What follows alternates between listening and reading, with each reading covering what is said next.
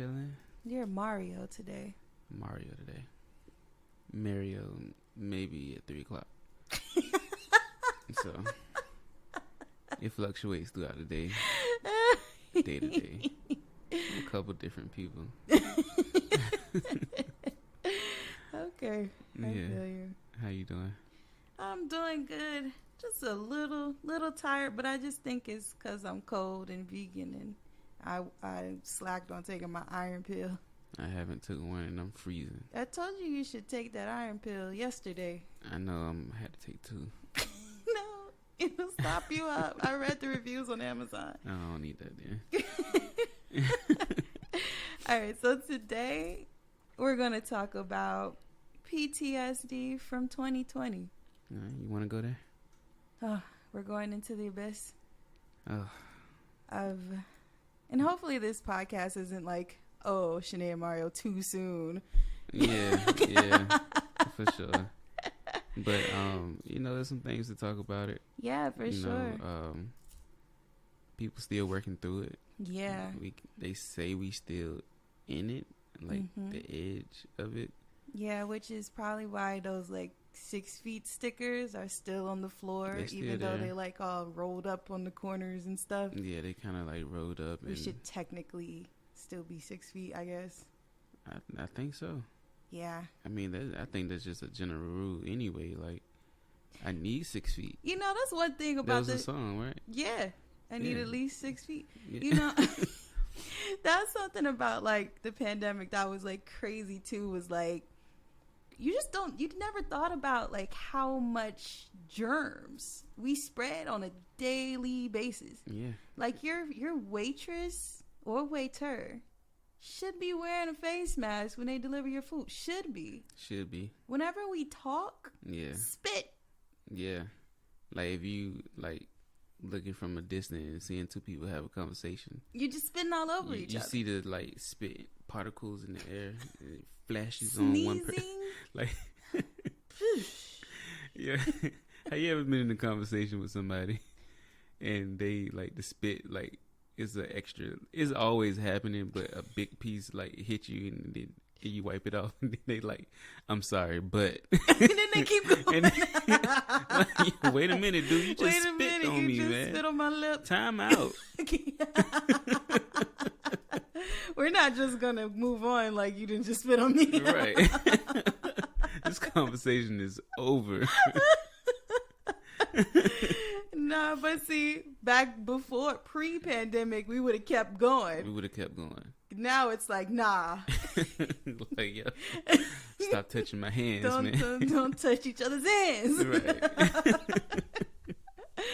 Yeah, all right. Man. So we're it's 3 years later now. 3 years later. Yeah, we're headed into 2023 already. Well, yeah, we in here. Yeah, we in here. And, I mean, it was a lot of trauma. Yeah, a lot of... From the ickies. Yeah, definitely. I remember when everything first opened up and I went to Chipotle. Mm-hmm. And this was months after. I hadn't been to Chipotle in almost a year. Been inside of a restaurant, really, right. Truly been inside of a restaurant with other people. Mm-hmm. I felt so anxious. Yeah. It was it was new. Yeah, it was. You never did it before. Yeah, it was new, but it was also scary. Mm-hmm. I don't know, it felt like my first day out. Wow. Yeah. I understand. Being in line and being somewhere other than a grocery store. Yeah, because that's all we would do is go to the grocery store, come home. And stuff like that. So, I remember the concert that we went to, Earth Gang. That was our first concert. That was our first concert since 2019. And that was last year. Right. And I still felt anxious. Yeah, I felt anxious. Hadn't been in a whole crowd of people. And I think a lot of people felt that way because it was, you go to the Norval, it's jam-packed. Oh, It ain't no moving around. You can't do a spin and and dance and all that. Like you gotta like 2-step rock side to side like a Kumba or something. And like everybody gave each other space. So I think everybody was feeling that trauma. Like everybody was feeling that collectively. That anxiety. Yeah. Mm-hmm. Yeah, I remember when it first happened, it was just like news, you know, and like we don't really watch the news. Nah, we're not like news. That. We're not news people. Yeah. But you know, we heard it. Somebody got a viral. Blah blah blah blah blah. Okay. Yeah, that was like in December, and it was like, oh, okay, something going on. Something to look out there. for. Yeah. But I remember we were in the office. And shout out to Heather. Yeah. Heather was like, you guys, it's here. I was like, what's here? That thing, it's here. A couple just got diagnosed. Oh my God, it's here. Yeah. And as soon as Heather said that, mm-hmm. everything shut down. It took one couple in Virginia Beach to shut down the whole team. The whole thing. Like, I remember, like, as soon as it, she said that, and like the next day, Mackenzie School, they put out the little announcement. It was like, we're gonna just take 2 weeks off. 2 weeks. You know what I'm saying? Give us 2 weeks. We're gonna clean the school and wait till this thing blow over.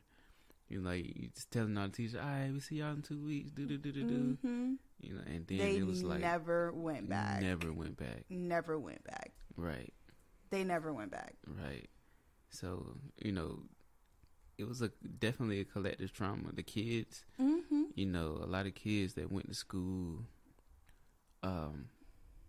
especially our youngest, mm-hmm. like socially, they different. Yeah. Yeah, so they still is different for sure. Yeah, they still trying to. A lot of kids missed a year of school. Like if they were supposed to go to preschool that year, they didn't because there wasn't really any preschool. Right. I mean, you're not gonna have no preschoolers online. Right. Exactly. Yeah. That's not gonna work. Nah. But then people started passing away. That was crazy. Yeah. Like we were stuck inside. And then us not being news people, all of a sudden now we are news people. Right, exactly. And we had the news on all the time. And I'm telling you, every time the death toll is just rising. Like, mm-hmm. we supposed to just stay inside and watch this. Right. Yeah. We, and a lot of people I think we had the ickies before it went crazy. Yeah. So we was already down for a month. Mm-hmm. And, trying to shake it off. And it was we shook it off. But then, it started, spreading more and more. Yeah, it started to get real. Mm-hmm. And, family members started passing away. Mm-hmm. And yeah, you were getting calls. Yeah. And it was crazy. And you couldn't attend a funeral. Mm-hmm. Or pay your respects in person. Yeah. It felt like a real disconnection mm-hmm. from people. Yeah. So, that was a lot of trauma. I think there was so many theories and things going on about what it was and what was happening. Oh, it's the government. Oh, it's this. Oh, it's that. Mm-hmm. Everybody started to become a conspiracy theory. Yeah. But I think it's when someone dies and you go through those stages of grief, we're trying to rationalize, what's happening. Mm-hmm. And even though no one could have planned, no one planned this. Right. But our government did have, some sort of step-by-step, just in case, break the glass. Yeah. In case a tropical, virus does happen. But, we have insurance in case we get in an accident. Yeah. And I know you read a book, way before it happened. Yeah, I was reading it during. Yeah, it was it was weird. Ground zero. Yeah. And he was like, "Oh my God, this was predicted." Yeah. A long time ago. The book was saying it was called The End of Oil. I forgot the author's name, but in it he just talked about how the oil industry was affecting, you know, pretty much the health of the planet. These are things we know. That's why everyone's going electric now. Right. It's a very big move because of the pandemic. Yeah. Things are serious now. Exactly. Earth's heating up. Yeah. But, you know, because of that, the Earth is changing its equilibrium. Mm-hmm. And even in your body, when like things are out of place, out of whack, you get sick. So the Earth goes through like those same things. So now we're exposed to new bacteria that we haven't been exposed to. And now people are trying to figure out, well, their bodies are trying to figure out how to fight them off. Mm-hmm. So the book said that it would be those sorts of things happening because of, you know, changes. Yeah. Changes in the atmosphere. So it's that was pretty like surface level. Yeah. Because it's a really good book and it goes really deep. I do recommend it if you care about that kind of stuff. Yeah, for sure. Mm-hmm. And what was some other things that happened? I know like that 2020 was a lot. It was. Aside from the ickies, we had social injustice. Yeah. We had Dogecoin. Yeah, we did. We had like the internet really driving people crazy. Yeah, and I don't want to say crazy to like belittle anyone, but it was really like taking over people's minds. Yeah, you think about it, you stuck inside and you got this machine that's running 24 hours. Like internet don't go off. No, it don't. It's always on. And ain't no paid programming. Exactly. And the narrative, anybody narrative could be like, I mean, they can push this thing 24/7. Mm-hmm. So if it's the narrative this way or that way, either way, like I choose the middle way. I don't choose anybody else's narrative, but what feel good to me. So, you know, a lot of people was being directed by other people's narratives. Mm-hmm. and what they believe, and then it resonates with them, and then they choose to follow that same narrative, and it will drive you mad. Yeah, and if you're not careful. Yeah, we pretty much saw that when people stormed the Capitol. Like that was shocking to see the QAnon stuff. Mm-hmm. Yeah, our favorite, our favorite, like, you know, dude that we go to listen to, like, our spirituality and talking about science, yeah, for sure, biology, the spirituality of the body, the chakras, and you know, he was saying all these things, and then the next episode was like QAnon conspiracy. Y'all better watch out. Full on. Yeah. I was like, and then I was getting mad because I trusted this fool. Yeah, right. And I was like, nah. Yeah. Right, exactly. So, you know, we had to dip out. Yeah, but we did. I recently checked back in to see where he was at. What was going on, what, you know. Yeah. And, you know, all his friends was like, yo, he's a clone. And then you have this moment where you're sitting there feeling really stupid for giving somebody like that your time.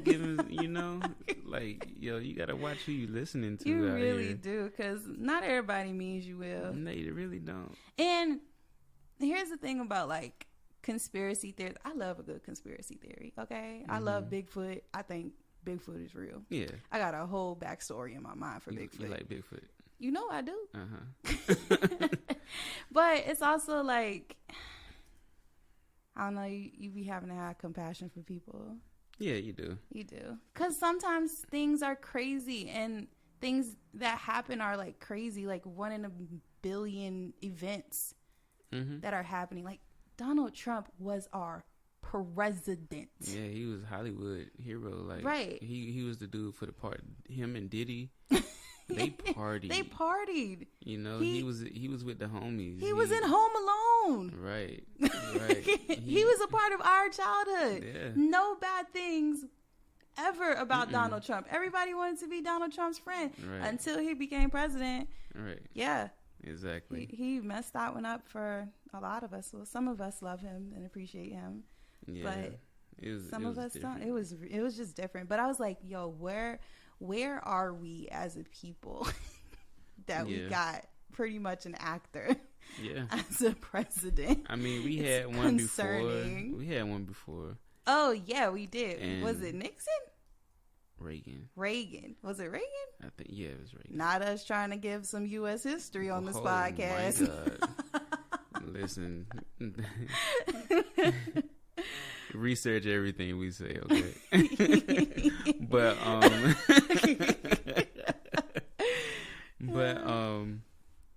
yeah.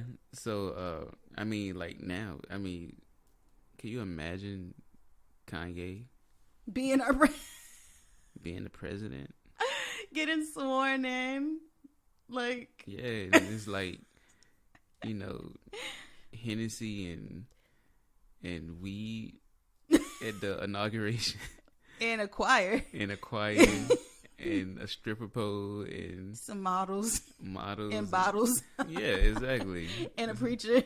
These are all the things Ye is about right now. Yeah, that's Ye. You know. But he said, "Don't drink Hennessy, drink Douce."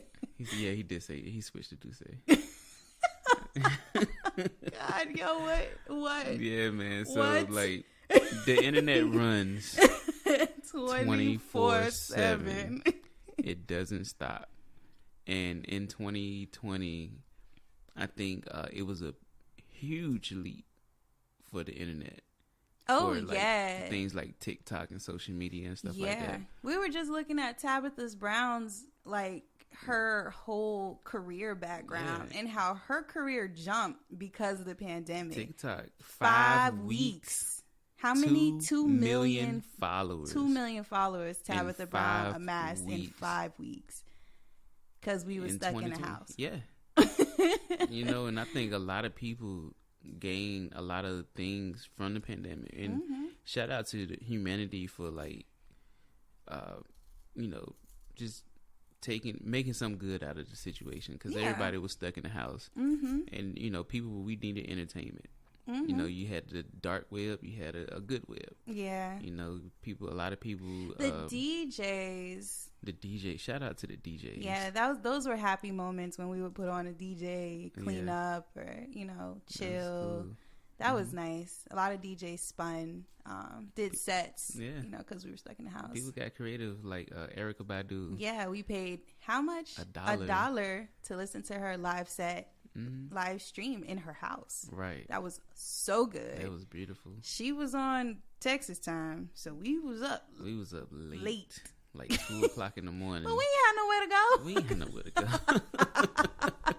go. Kids ain't had to go to school the next morning. They sure did. We were just jamming out. We was jamming out. It was really cool. Heck yeah. And I know another moment from 2020 was when the George Floyd situation. Yeah. And that whole uprising of people. And the nation really, like, getting together, and the whole BLM thing that was going on. It was a lot of marches everywhere. You capture a lot of footage from that. Yeah, we did a little traveling. Yeah, we did some traveling. We traveled safely. It was just us, nobody else. We quarantined when we got back. We did all those things. It was a good time to go and see things. Yeah. So one of our destinations was DC. I don't know why. Of all the places we could have went, we chose to go to DC in the heat of social injustice protests. Yeah, we did. We went up there. We was in there. Yeah, and we stayed on Capitol Hill. That was so nice. But for the most part, we worked inside, did some teleworking, and ordered Uber Eats. Ordered some Uber Eats. And went for walks. And we went to the Black Lives Matter Plaza, actually. That was interesting. It was interesting. I think it, I mean, my opinion, it just felt touristy. Yeah. when the homie was trying to sell me t-shirt, and then the other homie was trying to sell me a hot dog, and then the other homie was trying to sell me it was vendors lights all around. Yeah, it was really weird because like you had all of this like personal art where people talked about, you know, their fathers being imprisoned, or, you know, people dying at the hands of the police, or, you know, just things of that nature. And then you had a t-shirt vendor right there. Yeah, it felt impersonal. I don't know. It didn't feel sincere to the situation and the significance of that man's life. Yeah, and the whole situation. And even like on every building, they had these Black Lives Matter, like humongous black posters with white writing, like Black Lives Matter, stop social injustice. I mean, humongous. And then at the bottom of the poster was like Paramount Pictures. Yeah. So you know who's sponsoring it. Yeah, for sure. And then you look around and everybody was there like a tourist, you know. One girl was dropping it on the Black Lives Matter, you know. Yeah. Ain't take a picture of me, Al. Right. It was crazy. It was an interesting thing to witness. I really had to like sit back and like digest what I saw, because that wasn't what I expected. No, it definitely wasn't. Wasn't what I expected. Another part, we went to Asheville. Yeah, that was different. And I thought it was cool. Everybody, you know, was just raising the awareness of what they was going through on a deeper and personal level. You know, with those marches out there in Asheville, it was totally different. I mean, and you think about it, we were all stuck indoors, right? And so not only are we like dealing with the pandemic and the changes, but like we're also dealing with ourselves internally. So it was kind of beautiful that these protests happened when they did, because like it was probably really cathartic for like so many people to go out and just freaking holler. Yeah, man. And I thought it was good for people just to be out and just let loose. Yeah. So the Asheville protest was different from all the other ones that we saw, because that one was more LGBTQ plus centered. So it was different. Yeah, it was different, man. You know, it was a lot of it was very colorful. Super. Yeah, that was why that one was my favorite protest that I seen, because it was colorful. Like, if those you haven't, pictures was amazing that you took. I still have some, but the kids from UNC Asheville had put together a protest. We were just going downtown to get a vegan burrito, and then we ran across it. Ran. And if anybody's ever been to Asheville, like, it's mostly like a predominantly white area, and then, you know, there are black people there, but it's not a lot. So I guess that's why the protest was a little more, you know, inclusive for those things.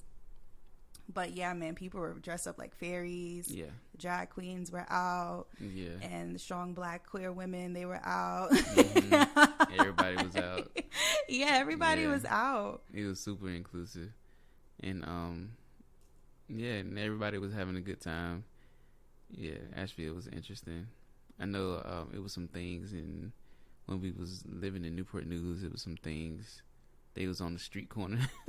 Yeah. They was like, yo, you know, they was out there every single day, you know, hunking and protesting and rallying. My favorite thing about those protests, too, were, like, how diverse they were. Like, it wasn't just black people out there. It was, like, white people, Asian people. It was just all sorts of people that just felt compelled to just do what they could. It was a collective. I went and talked to people at the one in Newport News, and it was just nice hearing how, like, everybody just brought something to the table. Yeah. And a lot of people read up on social injustice that weren't, you know, hip to it before, and they were like, yeah, you know, this is something that does need to change. So, you know, I think there's more awareness now. More than ever. Way more awareness. Yeah. Way more awareness. I mean, just from my day to day, and living, it's just the awareness is definitely there. It's not. There's still a lot of work to be done. For sure. On all our behalves. Yeah. But it's also like before things would happen and then the news would just move on.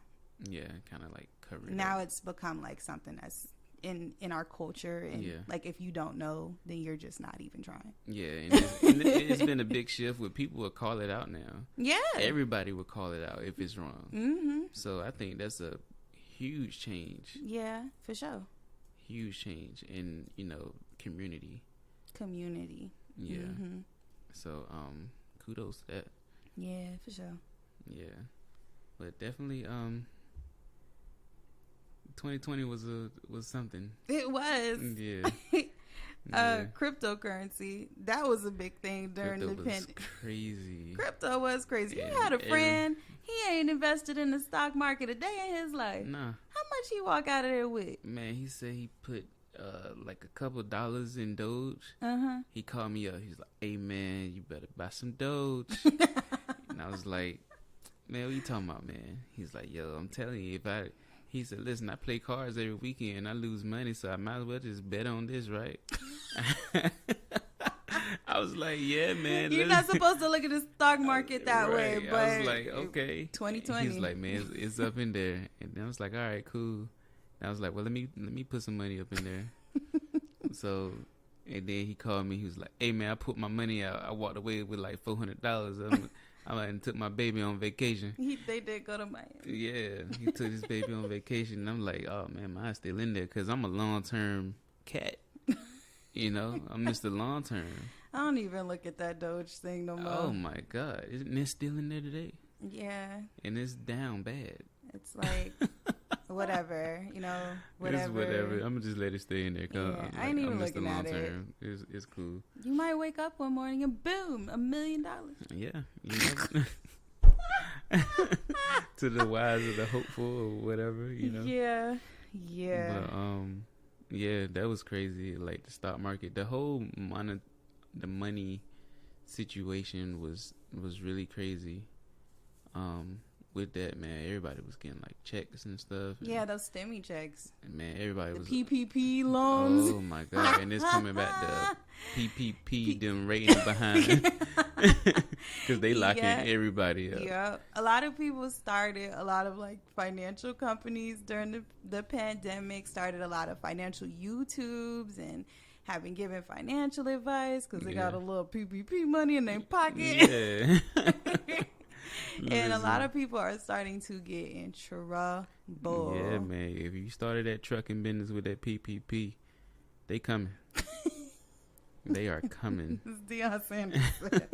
I'm coming. I'm coming. Yeah, man. So I mean, it was a lot. It definitely helped some people, but it definitely a lot of people definitely took advantage of that. Yeah. Yeah. And, but I mean, people was really being shady over the toilet paper.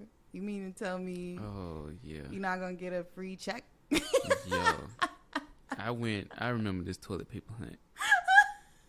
Like, I was like, man, I'm, because we had toilet paper when that whole thing went down. Yes, we had it. And this is not to make us sound noble. This is not it. We had toilet paper. Plenty. So we didn't go get toilet paper when they announced that we had to stay our ass in the house. Right, and it was like, yo, toilet paper, milk, and eggs, as usual, is flying off the shelf. We was in Costco, and this girl said, hey, Dad, do we need to get flashlights and batteries? I'm like, what is supposed to happen? It is not a hurricane. It is not a snowstorm. It's a, it's a viral outbreak. Right. Your lights ain't gonna go off. Everybody thought the whole system was just gonna collapse. Right, exactly. And it not to my knowledge, make you poop. I was like, yo, we already had toilet paper. So we didn't get no more toilet paper. We was like, man, we good. We didn't get any more toilet paper. But like, I think like a month and a half into it, it was like 2 or 3 rows left. He was like, babe, I think we need to go get some toilet paper. I was like, all right, I'm gonna go out. I'm gonna go, you know. Yeah, you made groceries. I made groceries, so I went to one store. Out. I was like, okay, that's cool. Went to the next store. Nope, we ain't got none either. It's like, all right, so this might be a problem. So I went to Lidl, and I was walking around, and I went to the toilet paper section. They didn't have none. Then I came back around, and I seen like one left on a pallet. And it was a big boy, it was too. The big boy. Like, we did not need that much toilet paper. But that's the only way we could get that one was roll. That was the only way. So I ran over there, and I grabbed it, and this dude was looking at me like he was going to take my life. You know what I'm saying? And I know he had a gun in the truck. Oh, God. The way the pandemic was going. The way the pandemic, like, he was going to take my life. Oh, my and gosh. I looked at him. He looking at me. I'm looking at him. He looking at me. And I just took off. I got in that because all I needed was toilet paper. I run that joint up and I dipped. But he was still staring at me. He looked like he needed to finish his groceries. You should have gave him a roll. No. Look at you. No. That's my toilet paper. It's my toilet paper. I'm in stores. Oh my gosh. But it was wild. That was wild. Was crazy. That was so crazy. Yeah, man. So I think I still got a little PTSD from the pandemic. I think so too. You know, but how can you help? All right. How do you deal with it? I pulled up an article. It's by MayoClinic.org. They don't have a author, but somebody in their company wrote it. But I think these are some good tips. I know this is some things that we do ourselves. The first thing that they got highlighted is don't self-medicate, no matter how bad you want to. And that's like, you know, drinking, smoking, all that stuff. When you're feeling upset and you're feeling down, that's not the best way to take care of yourself. Alcohol is a depressant. It is a depressant. So if you're feeling depressed, don't go for the depressant. No drugs. Yeah. None of that. It just numb the feeling, and when you come back into, you still hurt, and you hurt, and you're hungover. Hurt and hungover. You know what I'm saying? For and sure. that's not good. Learn about PTSD. Like, you know, see what's going on with it. Like, see what it really is, and see can you find those triggers that you are experiencing. Yeah, or the traits. Yeah. Take care of yourself. Get some rest. Diet, exercise. Take the time to relax. Try to avoid caffeine and nicotine. I know during the pandemic, that's why we did some traveling, just to ease our mind. And we went in nature a lot. We hiked so much. Harper told me the other day she wanted to start back hiking. Yeah, we got to do it. Girl, it's cold right now. It is super cold. But, you know, I feel it, you know, it's nothing like going to a waterfall. Hiking to that waterfall, going to the waterfall, feeling the breeze and the mist hit your face, and you can't beat that. Yeah. It definitely takes stress away. Break the cycle. When you feel anxious, take a brisk walk or jump into a hobby to refocus. You know, our hobby during the pandemic was definitely going to nature and hiking. We bought hiking boots for the whole family. Yep, we stood in line at Bass Pro Shop. That was our thing. And crazy thing about that trip, they only let a few people into Bass Pro Shop at a time. Yeah, so the line was long, but we didn't mind because we had been in the house, so just to stand in line was fine. So those STEMI checks had hit when we went. Everybody was in line trying to buy a gun. Everybody.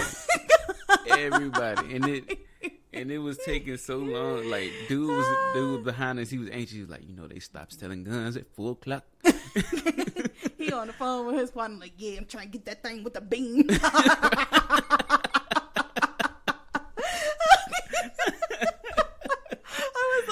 We out here with trying to get some hiking boots. We out here trying to get hiking boots. We got like, a hunter in front of us. Yes. And a hood dude in the back of us. Redneck homie taught us the whole time. Gave us a margarita recipe. Told us to stay away from agave because that's what gives you the hangovers. Yeah. Right. Not that sugary stuff. You don't want that. Yeah, you don't want that. He was nice. He was cool. His name is hitting. Everybody was trying to buy a gat. Everybody was trying to buy a blicky. Yeah. Yeah, I was like, yo, I just want some boots, man. You're right. Yeah. What are you here for? Some boots? Some boots.